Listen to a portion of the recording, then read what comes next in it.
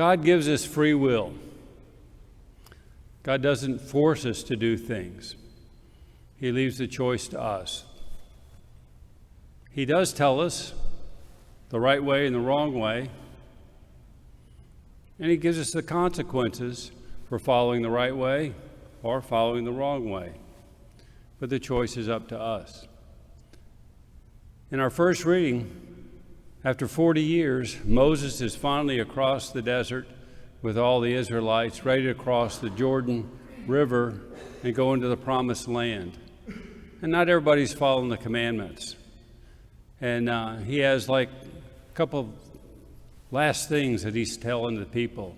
And he says, let's get off the fence. Decide to follow the commandments or not.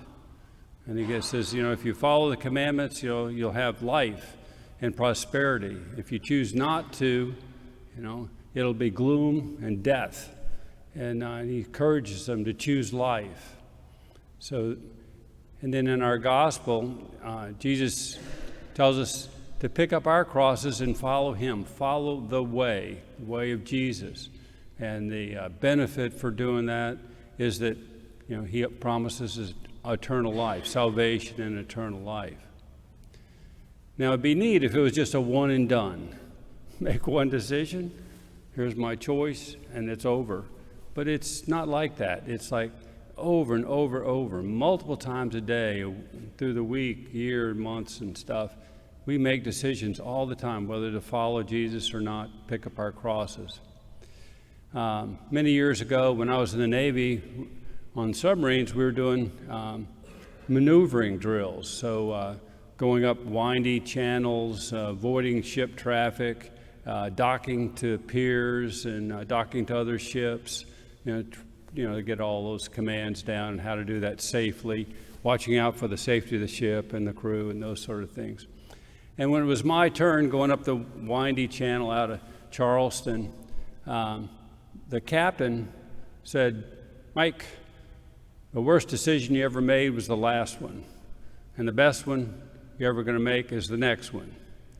And what he meant was that as you're turning in the channel, to stay in the channel, so you change the course to keep the submarine in the middle of the channel and not go aground, that was a good decision. But if you stay on that course, you're going to go aground on the other side, or even worse, hit a ship. And so you have to make another decision and turn the ship again to stay in the channel as the channel winds as you get out. And it's much the same with us in our decisions to follow Christ. It's continual decisions. It's not a one and done. We have to choose Christ multiple times a day. We have to pick up that cross and follow Jesus. And so you say, well, what is that cross? And that cross is many things. It's choosing to love somebody instead of gossip about them.